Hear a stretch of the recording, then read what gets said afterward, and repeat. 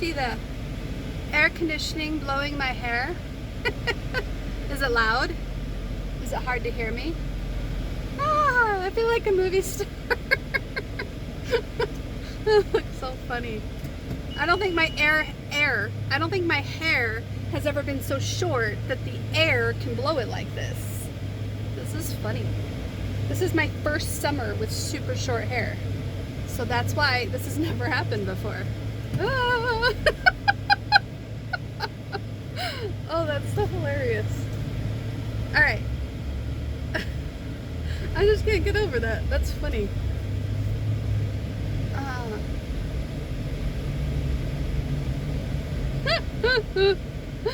Okay, so 4 things I want to talk about. 4 things I want to talk about. 4 things I want to talk about. 4 things I want to talk about. Okay. Okay. My finger hurts. My finger hurts. I don't know what one.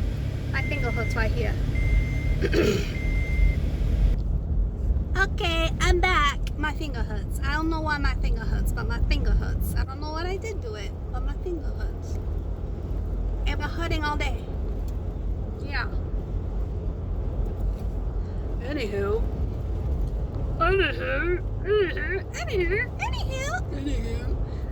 why am I in such a good mood?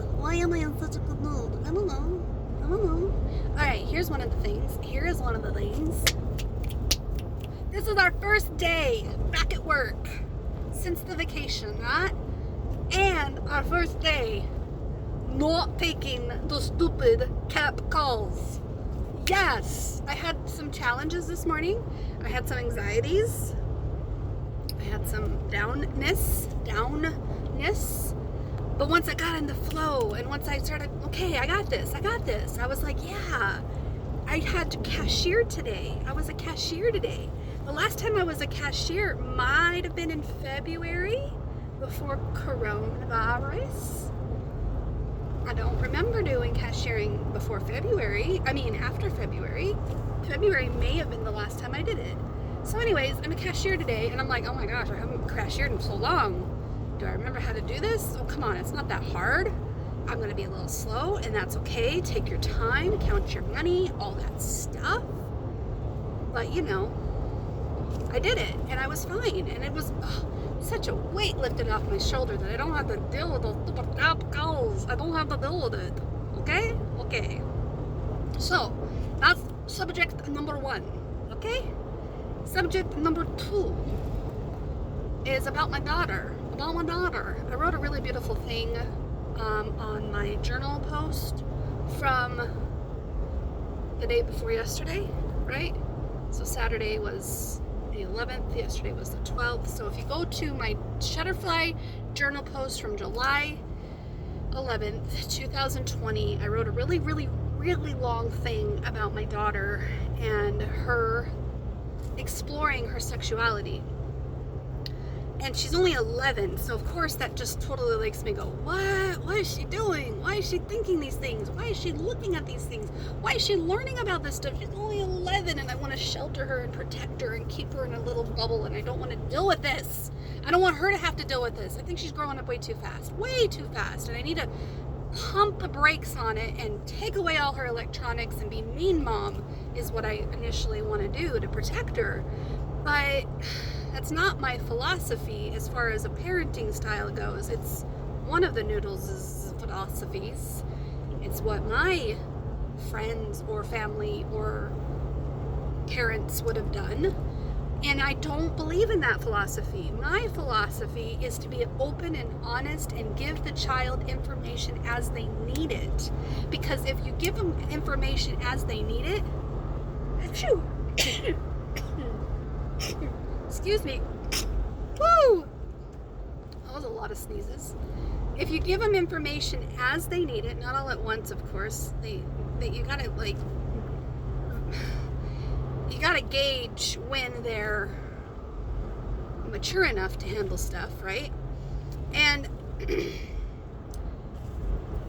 what am I saying? Whoa. I don't know what I was talking about. My daughter. I know I was talking about my daughter. What was I saying? Let's talk about my daughter. What do you think? You must be a different noodle. What do you think? Why don't you know what we were talking about? Talk about the daughter. My daughter, I love her. I love her. She is young, and I don't want her to look at this stuff, and I want to take her phone away, and I want her to be Miss Protective Mom, and I want to be, stop it! No more electronics for you. I want to do that, yes. But that's not what we're going to do, is it? No, it's not. No, it's not. No, it's not. Why? Why aren't we doing that? Because it's not my philosophy. That's what we were talking about. My philosophy. What's my philosophy on parenting? If you restrict a child, if you overprotect them, if you are expecting them to follow your rules to a T, they rebel. They go behind your back. They're sneaky. They don't feel like they can be open and honest. They hide who their true selves are. And then they end up coming out of the closet in their 20s or 30s or 40s and wishing you would have been understanding all along. So my philosophy on parenting is, dude, you brought a child into this world to help guide them on their path of self-discovery and being a good person. A good person, not a great person, not a perfect person, not a person that has to get to heaven, but a person that wants to be their best selves, whatever that looks like for them. Not whatever it looks like to you, but whatever it looks like for them. And so my parenting philosophy is, dude, Brooklyn, you're only 11, but if you think that you might be gay or bisexual, then Mama's gonna love you no matter what, and I want you to feel like you can talk to me about everything. But I did threaten her last night. I told her, sweetie, I've been trying to talk to you about this. I've been trying to leave this door open for 2 days now, and I'm not sure if I'm doing the right thing with this. I'm not sure if you are educating yourself in the most appropriate way.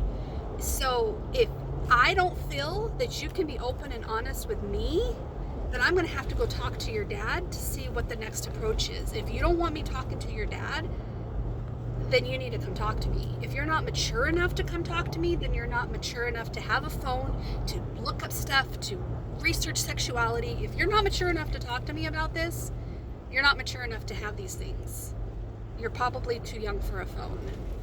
And that's pretty much what I boiled it down to. And I told her, if you don't talk to your dad about this at some point, and I don't talk, and you're not talking to me about it, and I know something's going on, then we're going to have this relationship where you're hiding things from me and I can't trust you and I'm going to have to be overprotective. I don't want that. So it's it puts me in a really tricky position. It's like, I don't want to threaten my child with talking to her dad and taking away her phone, but that's kind of what I had to do. If she's not mature enough to come talk to me about things I'm finding on her search history, then she needs to come talk to me. And I don't have to know details that she's not ready to talk about, right? But I want to make sure that she's not falling into some sex trafficking or some pedophile situation. Like, I've got to protect her at least on that bare minimum. You know what I mean? I can't tell her what to do or tell her what to think or tell her how to feel. But I can definitely protect her from the big, bad, scary world out there on those things. Woo! She told me last night, she finally came to me and told me that she's not gay. She considers herself d.i.d, which tells me already that she's too young to even know what that is. And from what she told, I asked her to tell me what that means, and she says it means that she's attracted to both genders. And I'm like, okay, attracted to, does that mean like sexual attraction? What kind of attraction are we talking about? And she's like, no, I've never had a sexual attraction to anybody. And I'm like, oh, well, that's okay, makes sense. She's only 11. She's never really had sexual feelings for anyone, but she does have a crush on a girl, and she's exploring those feelings about this crush. And she herself isn't sure if this is going to stick or if it's just a phase, or maybe it's not what she thinks it is. She's really only been looking at this since June, and it's July, so maybe I'm jumping the gun, right? But at least I've talked to her about it, and at least I feel better about that. that was that subject. The last subject I was just going to mention real quick before my husband comes out and wonders what I'm doing and what I'm talking to and why I'm just sitting in my car is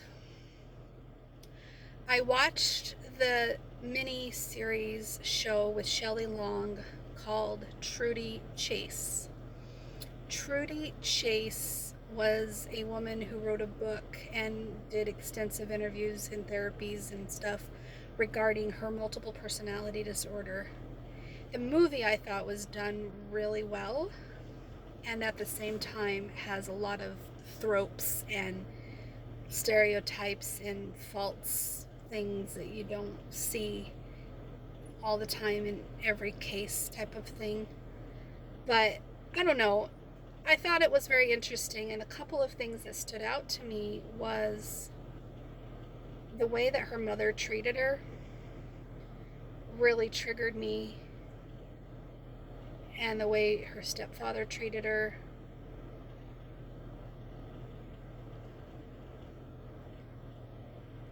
Basically, what I'm trying to say is that she was fragmented so much that she didn't have a whole lot of memories of her childhood. And whether I have memories of my childhood or the trauma or not, I do feel that I'm fragmented enough, not completely, not detrimentally and all that stuff, but I do think I'm fragmented enough to make me unable to integrate all these different parts and opinions. It's just not very concise. It's not very clear cut. But I don't think I'm as severe. If there was a spectrum for d.i.d or OSDD or whatever it's called, if there was a spectrum, I would definitely call myself high functioning.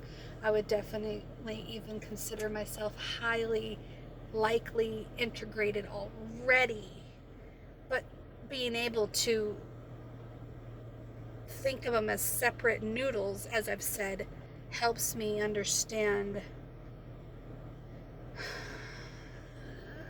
the differences rather than keeping unpleasant ones in the shadows and trying to shove them down and ignore them, and focusing on just the pleasant ones. I need to bring them out of the shadows and talk to them and let them speak and let them feel and let them go through what they need to go through and let them deal with the trauma. I need to do that. So whether I have d.i.d or OSD, that's still to be determined. But what I like about thinking of them as separate noodles, separate opinions, separate personalities, separate fragments, separate little tiny people that need their moment to communicate what's going on with them. I really like that concept. I really like it. I really like it in the fact that it's so dang validating for everybody in there, for all of those feelings in there. Everybody feels like they finally get a chance to be. And I don't have to be just one specific person that I've been trying to be all my life. And I don't have to be the weird, crazy crystal that I don't even understand. I'm like, hey, I'm not so weird and crazy once you understand that there's lots of me. There's lots of noodles in there. Lots of noodles that have a voice and have a moment and having all that, and I'm still trying to make sense of it. But I've also done so much research that I've learned I don't have to have had such a terrible molestation, sexual, violation. I don't have to have something so terrible as that in order to fragment. It could be pretty much anything that was devastating to me. And the three things that stand out in my mind that were quite devastating was my mom telling me that she'd be right back, but instead of her being right back, she left my dad for good, leaving me and the kids with him, and she taking off in the car. I knew she didn't live there anymore, but we were living with her.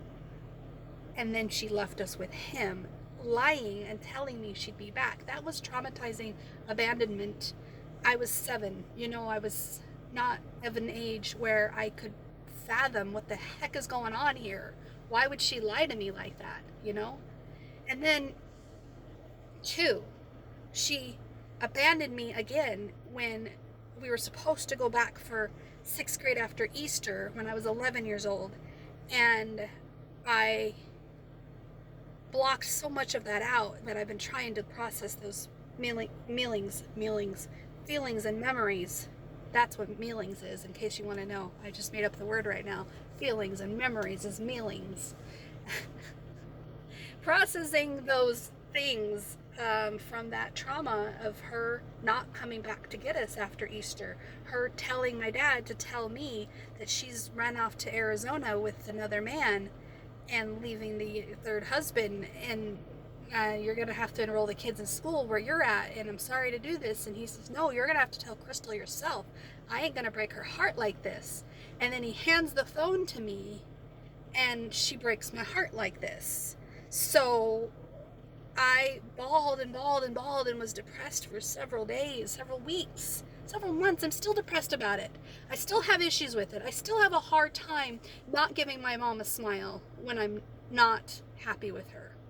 If I'm not happy with her, why can't I just tell her? I still have issues with that. And then thirdly, my stepmom's emotional abuse, emotional neglect, emotional anger that she had towards me just for being my mother's child. And my dad's ups and downs, bipolar disorder, whatever he had going on, constant rage and anger, and he would physically abuse my brother and emotionally abuse the whole family. But then he would be super sweet as pie, and I'd put him on a pedestal when he would apologize, and he would admit his wrongs, and he would try to, do right by me and his kids and swear that he was trying to change. And I believed him. I still believe it. I still believe that he was trying to change. And then he died, and I put him on this pedestal and never wanted to look at that ugly stuff. Never wanted to look at the stuff that was hard. So my trauma of my past has come back on all accounts. The abandonment and the lying and the emotional abuse and the neglect and the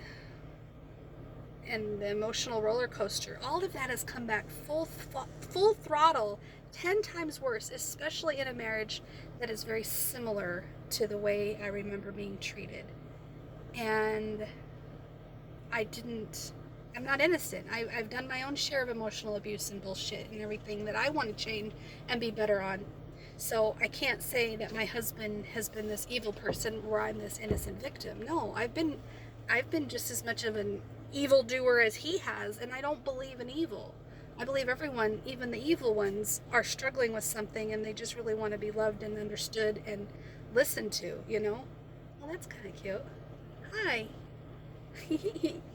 That's cute. Oh, how adorable.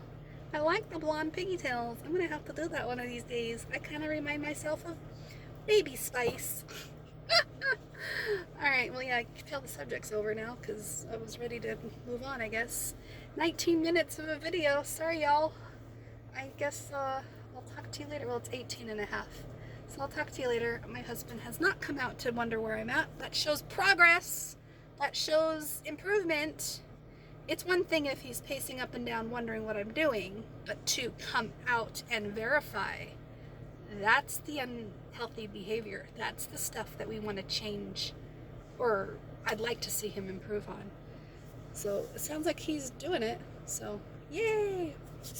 Talk to y'all later. Bye!